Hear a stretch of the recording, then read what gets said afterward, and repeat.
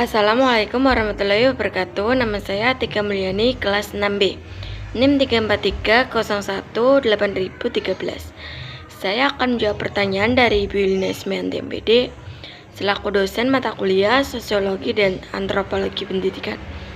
Dengan pertanyaan yang pertama, sebutkan dan jelaskan secara singkat berbagai perspektif kultur sekolah. Yang pertama, kultur sekolah efikasi.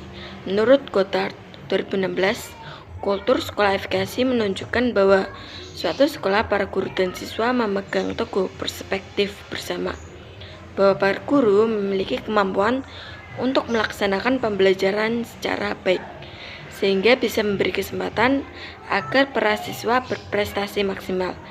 Yang kedua, kultur sekolah humanis. Kultur sekolah humanis ditujukan dengan kehidupan sekolah dalam belajar, didasarkan pada kebersamaan dalam mewujudkan prestasi. Yang ketiga, kultur sekolah trust. Perspektif kultur sekolah trust yakni kultur sekolah di mana para pemangku sekolah meyakini bahwa para guru dan staf administrasi sekolah senantiasa menekankan saling percaya, mempercayai, dan memiliki keyakinan bahwa para guru dan staf adalah orang-orang yang dapat dipercaya. Yang keempat, kultur sekolah optimis. Pencapaian prestasi, berkembangnya kultur sekolah efikasi dan kultur sekolah trust akan melahirkan kultur sekolah optimis akan prestasi. Ini merupakan suatu keyakinan bahwa warga sekolah mampu meraih berbagai prestasi yang membanggakan. Yang kelima, kultur sekolah kontrol. Siswa perspektif lain, kultur sekolah adalah kultur sekolah yang menekankan perlu adanya pengendalian dan kontrol atas siswa agar mereka belajar keras dan hidup teratur demi meraih prestasi yang tinggi.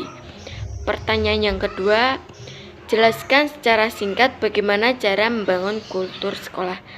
Yang pertama, kepemimpinan kepala sekolah yang efektif dan demokratis.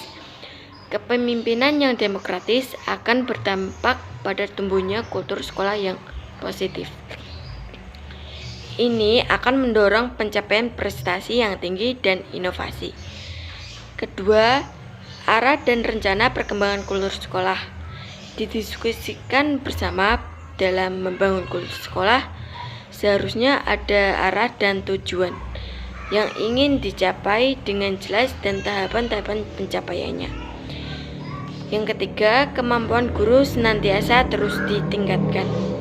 Kemajuan sekolah sangat ditentukan oleh kemampuan dan kinerja guru dalam melaksanakan pembelajaran, baik di ruang kelas maupun di luar kelas. Guru dituntut untuk senantiasa meningkatkan kemampuan profesionalnya dari waktu ke waktu. Yang keempat, memotivasi dan memfasilitasi siswa untuk berprestasi. Untuk dapat meraih prestasi yang tinggi dalam berbagai bidang, maka sekolah harus memiliki program dan kegiatan yang jelas, serta fokus yang dapat dilakukan secara berkelanjutan. Pertanyaan yang ketiga, sebutkan gambaran kultur sekolah yang positif. Pada artefak terkait kultur positif, yang pertama, ada ambisi untuk meraih prestasi, pemberian penghargaan pada prestasi. Yang kedua, hidup semangat menegakkan sportivitas, jujur mengakui keunggulan pihak lain. Yang ketiga, saling menghargai perbedaan. Yang keempat, trust atau saling percaya. Pertanyaan yang keempat, sebutkan gambaran kultur sekolah yang negatif. Pada artefak terkait kultur negatif, yang pertama, banyak jam kosong dan absen dari tugas. Yang kedua, terlalu permisif terhadap pelanggaran nilai-nilai moral. Yang ketiga, adanya fraksi yang mengarah pada perpecahan. Terbentuknya kelompok yang saling menjatuhkan. Yang keempat, menekankan pada nilai-nilai pelajaran bukan pada kemampuan. Pertanyaan yang kelima, sebutkan ciri-ciri sekolah yang unggul. Ciri khas dari sekolah-sekolah yang unggul diantaranya: 1. Memiliki komitmen yang tinggi untuk unggul. Yang kedua, jiwa kepemimpinan yang handal.